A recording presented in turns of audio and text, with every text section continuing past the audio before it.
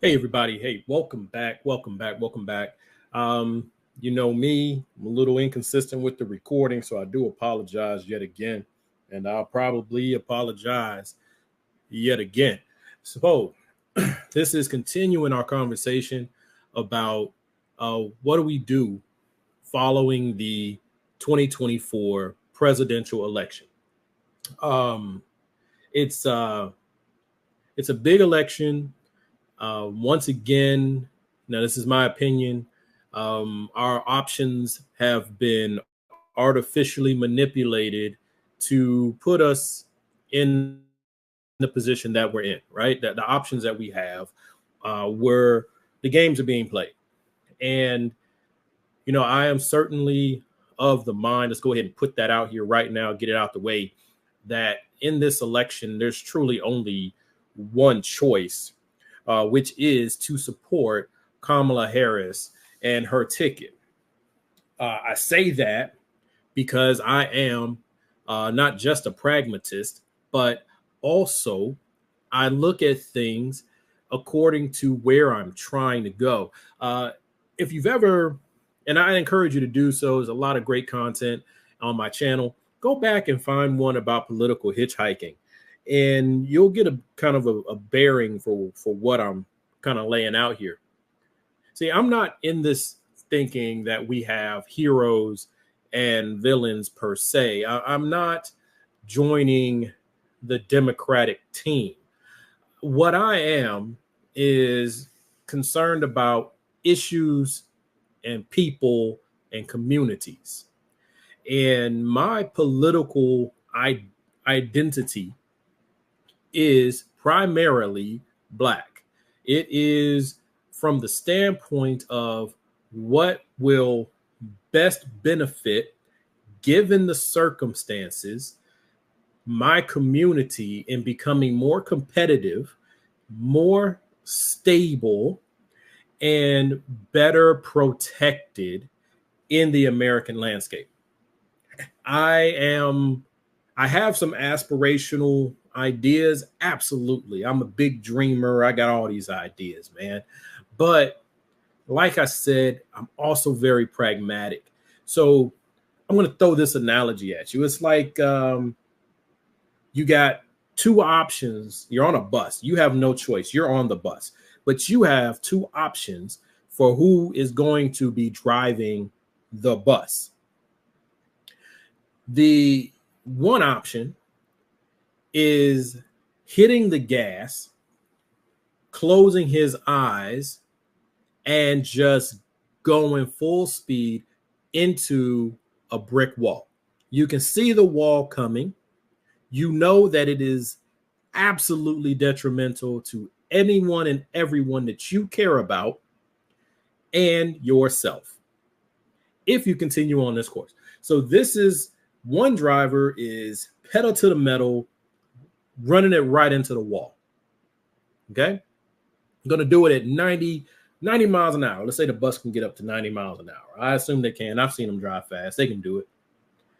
Then the other driver option here is also headed towards that brick wall. But that driver has their eyes open, is swerving to avoid traffic, and is driving moderately out of control, mind you, but driving at maybe 60 miles an hour. Now, it doesn't take a lot to figure out that one driver is going to end in certain destruction and may not even reach the wall before it hits something else and causes a whole nother issue along the way. And then the other driver is also headed towards the wall, but going there is giving you a little bit more time to brace for impact, to see if maybe you can get the a phone call out and get some help on the way. Maybe you can get the emergency door in the back to pop open and jump off the bus and tuck and roll. Hope for the best because you're only doing 60 as opposed to doing 90. Right? There's not great options here, but there are options. And one of the greatest of the options is time. You're voting to buy time. Now, what you do with that time, I say, what you do at that time, that's on you. That's on us. Okay? You can continue to be mad, as I am, that you only get to choose between these two bus drivers. You can be mad that you are even on this bus to begin with. You can be mad about all those things, and I think you should be mad, but are you just going to sit there and be mad, cross your arms, and say, you know what, I'm not going to do anything. I didn't choose to be on this bus. I'm just going to be here and see what happens. Or are you going to choose the one that says, well, I mean, at least if we're going to die, I mean, maybe we can do it quicker, and we just go ahead and, go with the guy with his eyes closed. Or you go another route and say, you know what, all right, all things considered, this is all pretty bad, but at least this one is trying to avoid traffic and trying not to hurt other people along the way, and quite possibly I can find another way out, or at least find a way to shelter myself and those I care for before impact. That's the choice, folks. That's the choice. But this discussion, this moment of this discussion is painting for you, and I'm going to do one for different groups, but right now it's about those who vote Democratic. Okay. Now, I hopefully I don't get distracted, but ultimately the plan is I'm going to do this one. I'm going to do one for the Republicans, and I'm going to do one for the so-called independents, or that's not nice, just for the independents, right? The third parties, that's better. The third parties, not really the independents, because independents, we fall all across all of these, but Democrat voters, Republican voters, and third party voters. Ideally, I'm gonna do a video. I'm gonna do this discussion for all three. But today I'm just talking to the Democrats, because see, one of the things that the Democratic Party does is it talks down to its voters. It pretends to be the party for democracy, all while pretending as though we, the consumers of their whatever the term is, propaganda or rhetoric is better, don't know more than what they tell us, right? And it's insulting. And if you are someone who has found yourself having to vote for Democrats for 2, 3, 4 or more election cycles, and you're really annoyed, or you're maybe a younger voter and you've only been voting in elections since perhaps the Hillary Clinton run in 2016. So you're tired of the games, and you've just gotten started with this, but it's already like, yo, come on, I see it. I'm not feeling this. And you're also sick and tired of always being told, well, the other people are worse. And that's usually where the discussion stops, because here's the thing, and you may or may not like this, but it is what it is. This is not about right and wrong. This is not about nuance. This is about marketing. This is about sales, okay? And when you are trying to sell something, if all you have is your product to bring to market, then yeah, you got to talk about all the great things about your product, but you're not going to bring up the things that are bad about it, other than that really fast talking thing they do at the end for medications, right? But generally speaking, you're going to talk up the big things, minimize the bad things, and just sell on the bright and shinies. When you have another product, though, that you're going up against, you only focus on your good things. You don't talk about the bad things. Come on, man. You're showing why you're superior to the other option, or, which is more common, why the other option is inferior to you. Because people make their decisions emotionally. They don't make their decisions intellectually. Okay. We make our decisions emotionally, and then we justify it or we rationalize it intellectually. So when you say to yourself, if you're one of these people, and I know I've said it plenty of times, why are they only telling us to be afraid of the Republicans? This is ridiculous. What are you gonna do? The reason why is because they're trying to sell you something. They're not trying to give you everything, because for one thing, they can't. If you really slow down and be real about it, they can't.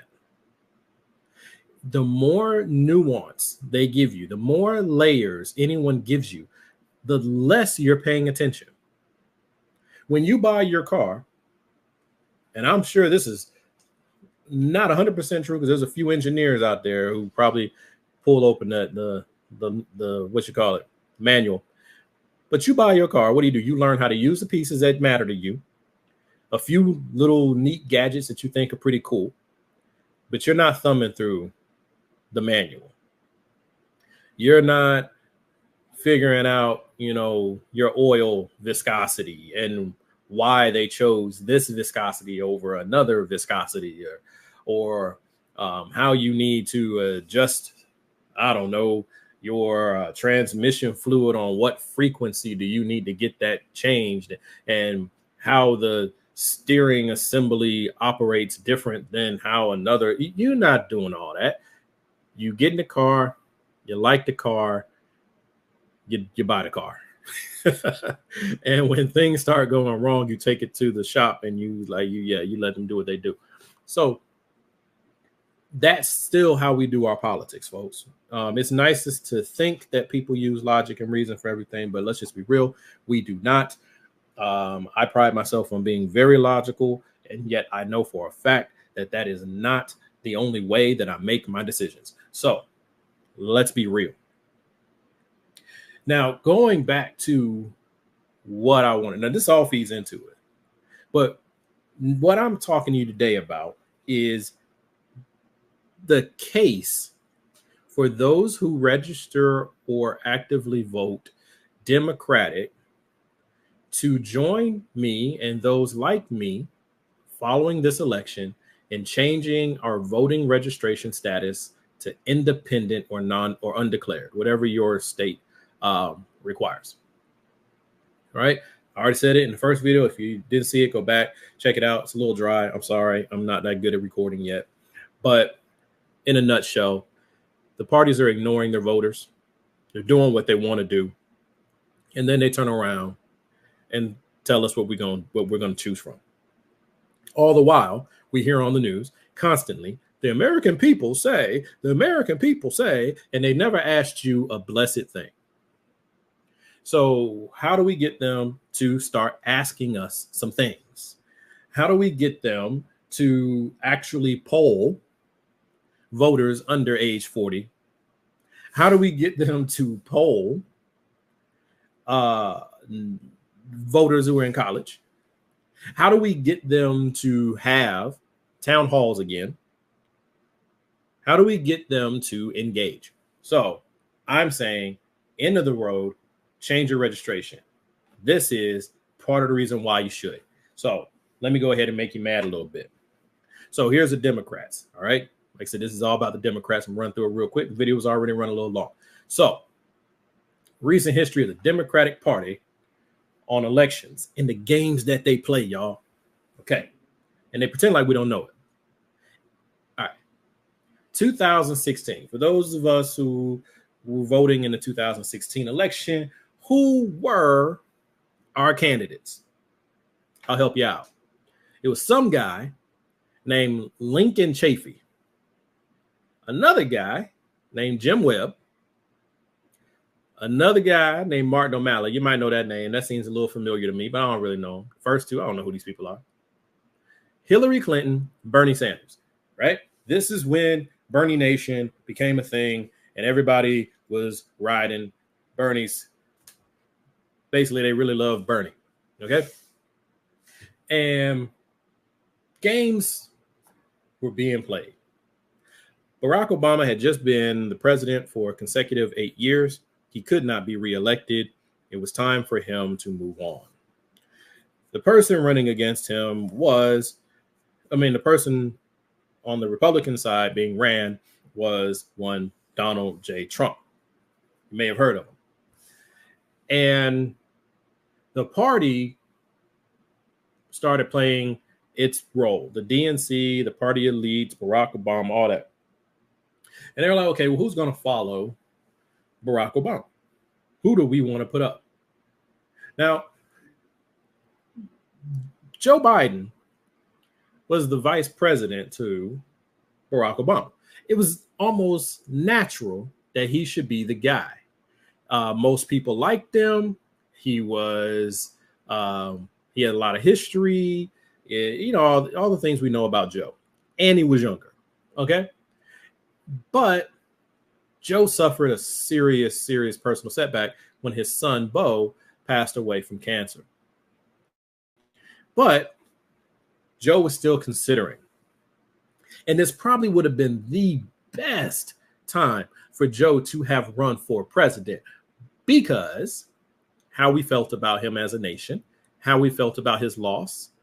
This man has suffered so many losses. As we know, I'm not here to do the Joe Biden fan club because I'm not a member of it. But that was Joe. Everybody's like, yeah, let's go ahead. We'll do Joe. But for some reason, Joe decided not to run, right? They call it, we were sold it was cold feet or whatever. But really what happened was the party elites and Barack Obama decided that they wanted Hillary Clinton. It was time to follow a change candidate with another change candidate. See, Joe Biden would have been another white man as president, whereas you just had the opportunity where the door had been kicked open and we had our first black president, and this is an opportunity to keep that door open and let's run through it while the daylight is showing. So they say, well, we'll go ahead and we'll run Hillary. Abundantly qualified, in my opinion. You look at her resume, solid. But terrible personality, and nobody really liked her.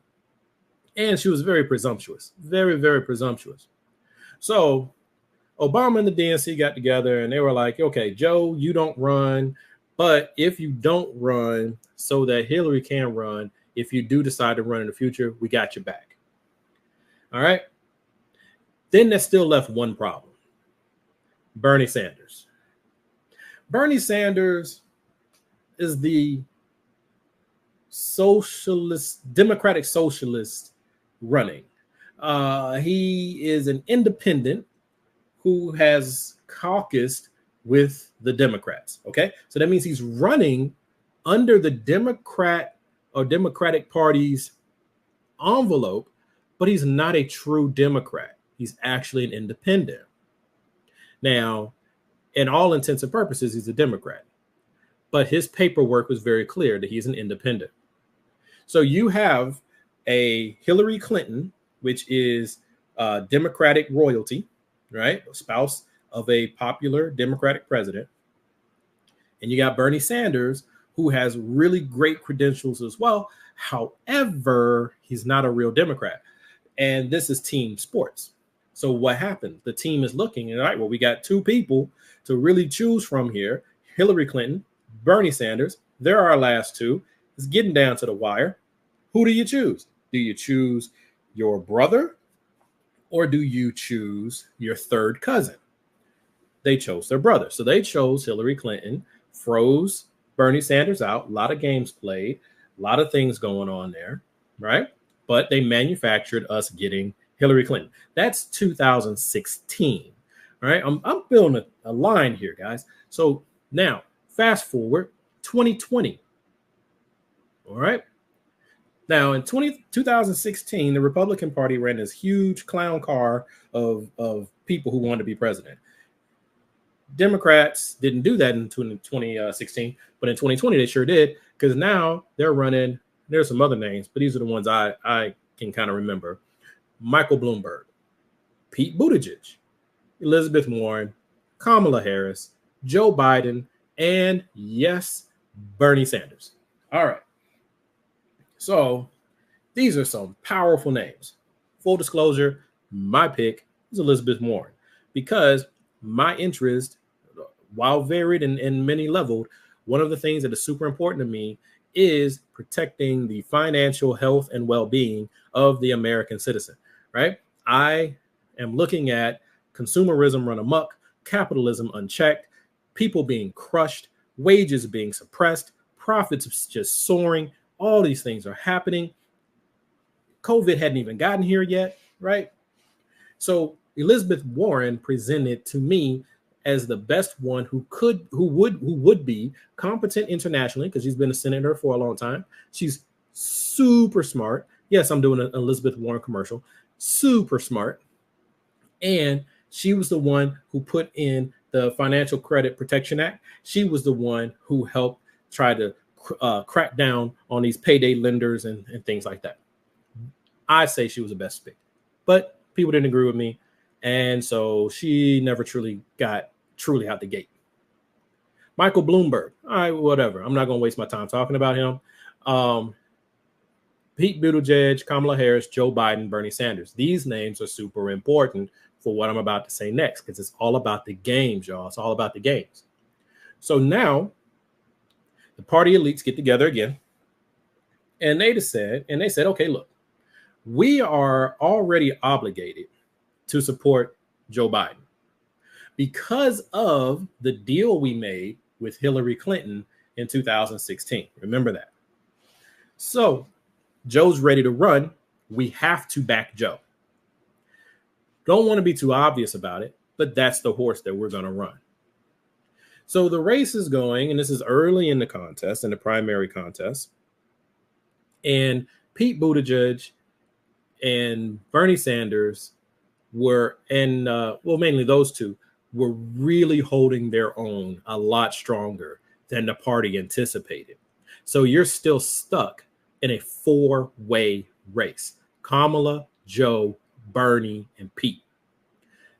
Elizabeth, sadly, was too much like Bernie, and she's a woman, so she got phased out pretty smooth. Kamala, because you hear about it right now, she was all flip-floppy. That's because she was trying to jockey for position because she was too much like Pete and like Joe.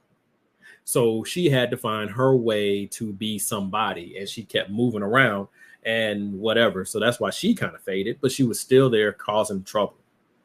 So going into South Carolina, what did they do? The DNC and Obama got together and they worked their magic. What came out of that process? Well, Elizabeth Warren, Kamala Harris, Pete Buttigieg, and Bernie all just faded away. We only had Joe. Joe won South Carolina, and all of a sudden he was the anointed one, and everybody else just suddenly just quit.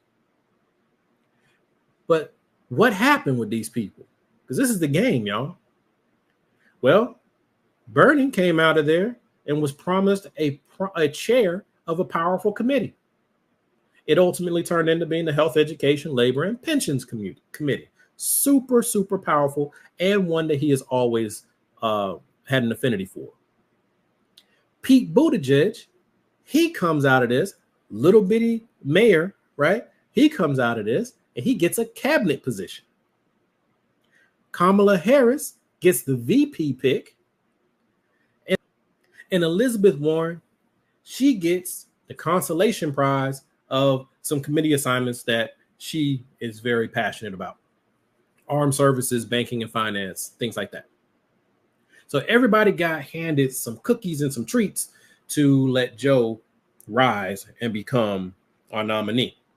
Now, all of that stuff, you may or may not have known all the things I just said, but all of that stuff feeds together to show you that we get to choose at the end, but all the stuff in the beginning, nobody's really listening to us. Okay? And that's the game. I'm talking to the Democrats here. That's the game. And it's very frustrating. And now let's look at 2024 because the games continue. We knew that Joe Biden, and now I'm going to say some things as in my opinion, but it's also blended with a very popular opinion. Joe Biden outperformed expectations. Okay? Joe Biden is a corporate Democrat from way back, but he ran his administration overall very well balanced between corporate Democrat and progressive Democrat. He filled his administration with people of multiple gender identities, colors, backgrounds. Truly a rainbow coalition in the spirit of a Jesse Jackson rainbow coalition type thing, not the LGBTQ community, but also they're there too. He did it right, in my opinion. He put an administration together that looks like America. And he delegated responsibilities and authorities because he's been doing this for so long that he knows where he's strong, he knows where he's weak, and he put people in place to make that look good. Except for Kamala Harris, because she could outshine him, I think, rhetorically and energetically. So the administration kept her very much under wraps, which is easy to do with the vice president because it's kind of what is done with the vice president. But that's a secondary aside. But what I'm getting at is Joe was a great president for his 4 years, but many of us, even though he never expressly said it, people allude to it, but he never truly said that he was only going to do 4 years. He just kind of made us think he was. But we assumed you did your time. You're going to be a transitional president, not a transformational president. But in the midst of him being a transitional president, he did some really great things with COVID, getting the economy to rebound, keeping us relatively safe from international threats and domestic terror. Other than, well, take out the domestic terror part. We're still dealing with that. But all of these things, he did a very good job given expectations that I had for him anyway. But I thought he was going to leave. And he got caught up in the transformational piece instead of the transitional piece. And the Democrats said, we're going to keep riding. And forced us to be stuck with Joe Biden. They like to lie, because I'm saying they're lying, when they say, well, it was an open primary. No, it was not. You made it very clear, DNC and Democrat elites and Democratic donors, that if you dared to challenge Joe Biden, you could not count on having a Democratic career moving forward. Right? It's very clear. Froze out some really top tier talent because no one really wants to go up against an incumbent of their own party unless that incumbent has already decided they're not going to run again, which hasn't really happened too much in history. So, yeah, we were stuck. And the outcry was loud. We were all out there. Hey, man, no, Joe, you did all. Some people saying, Joe, you did all right. Some were saying, Joe, you're horrible. Some would say, Joe, you're stupid. But at the same time, they were all saying, Joe, you're too old, man. You're too old. And so we weren't listened to. Democrats ignored us. And we were stuck with Joe. Didn't have a real primary, even though we knew Joe had not been put through his paces. Joe hadn't been tested. Not as a candidate. He was tested as a president and he's done good. But as a candidate, he hadn't been tested. That's what primaries are for. And so we were stuck with him and we see what's happened. Blah, blah, blah. He ain't running no more. Right? Spoiler alert. He ain't running no more. We got Kamala. Cool. I'm not even going to go into that because that's cool. That's normal. That part's kind of normal. But what's not fair, what's not decent and reasonable is the way the party decided who we were going to have as a nominee, no matter what the voters say in 2016. Voters wanted Bernie or Hillary. It was close. But party decided we want Hillary no matter what you say. Then we had the next election. Voters didn't know who they really wanted, but they knew they didn't want Joe. But the party had their own inner workings, like I already covered. And they said, you get Joe. That's twice that you're telling us, shut up and take it. Then 2024 happens, and yet again, you tell us, shut up, take it. And now we have Kamala Harris. I think that she'll do just fine. I think that the energy that she is showing is refreshing. But I still think that should have all been something that would have been fleshed out in the primaries. Because, see, she wouldn't have been able to participate in the primaries, but this is what would have happened. You would have had, I don't know, Gretchen Whitmer. You would have had maybe Pete. Doubt it because he's part of the cabinet. But Gretchen Whitmer, you would have had the Newsom dude. You would have had the Shapiro cat, right? And they would have been able to actually have a primary against President Biden. And either they would have beat him or they would have made him strong, that they still had down and get out the way, but we would have gotten Kamala sooner, as opposed to this fire drill that we're running through right now. So all of that, right? And it's important to understand what I'm saying to you here. I'm not saying that because of the problems that they have and the way that they've done us, don't vote for the Democrats. No. What I'm saying is the Democratic Party, are not practicing democracy. They're literally suspending democracy to protect democracy. That's what they say. And then next time when I talk about the Republicans, they are using democracy to destroy democracy, right? So one says we believe in democracy, but we can't use it right now in order for you to keep democracy. And the other one says that democracy is no good, so we're going to use democracy to get the power we need to get rid of it. Some weird mental gymnastics on both sides. But anyway, this was a talk about Democrats. And you can see these games being played. We've all watched it. If you listen to these young people, if you listen to the non-voters, if you listen to a lot of the naysayers, these are the points that they will raise with you, and they're valid. They are valid. And I'm saying that the Democratic Party is not in a position where they have to listen. It's easier for them to ignore us because they can look at our registrations and they can say, this is a blue state, that's a red state, this is a blue area, that's a red area. And they can say stuff like you're already hearing right now. Well, the entire contest comes down to Pennsylvania, Arizona, and there's one other place. I don't even remember. Georgia, maybe? I don't know. But we haven't even begun voting yet. And they've already decided there's only like 3 or 4 states that matter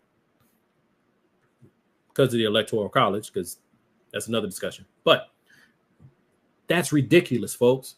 They should not be allowed to just look at the map, say we're only concerned about these 4. We're not even going to really pretend to care or engage with these other states beyond what is minimally necessary. No, we need to change our registrations at the end of this election, follow through on this election, get it done. We're too close. Let's just get it done, folks. Just get it done. We're buying time. That's what we're doing here. All right. We want the bus driver that we prefer. But then we need to change our registrations, go independent with me, go unregistered with me, go undisclosed with me. And then, and I'm going to make the same pitch to the Republicans, going to make the same pitch to the third parties, just based on their metrics. Let's do this so that now they have to look at it. We have to do it probably for a good 2 seasons. So the midterms and then the 20, messing up my math, 2028. Yeah. So we'll probably do it for both times. But by 2028, the parties will be so shook because they won't be able to poll us the same way. They won't be able to pretend to already know. They have to come to you because they can't just say, well, we got this many registered Democrats in this area, so we're solid. We got this many registered Republicans in this area, so we're solid. No, you're not going to have this many, right? Most of us are going to be all phased out, except for like the older voters. But you 50, 60 and below, we can easily adjust that come off the rolls, come off of their ledgers. They still have your email. They still have your phone number. And if they don't have it, then they need to come get it. And then they can come have their town halls. They can have actual town halls when on TV, like they used to do, where the candidates actually talk to each other and have to compete for ideas, as opposed to whatever this thing is they call a debate. Those are garbage. But even then, they're dodging those now because they don't need them, because they already know how we're going to vote, at least as far as they're concerned. And then they can craft the narrative on the news to tell you how everybody else is going to vote so that you get in line to vote like everybody else. Well, I'm one of those other voices that's saying, let's disrupt the game, come off the rolls, make them engage, make them reach out. And then maybe within the next 4 to 10 years, because this is, it takes time, we will have better options, or at least a much better process. Thank you for staying with me as I ran through all of that. I hope that you got something from it and that you'll come back for the next time I drop one of these, which is probably going to be another couple weeks. But let's do it. Let's make this move. Let's shake it up. Let's get something done. Being angry will only get you so far. We have to have a plan, and we have to execute. All right, this is Theus, Complex Mind, Simple Man. I appreciate you. You take care.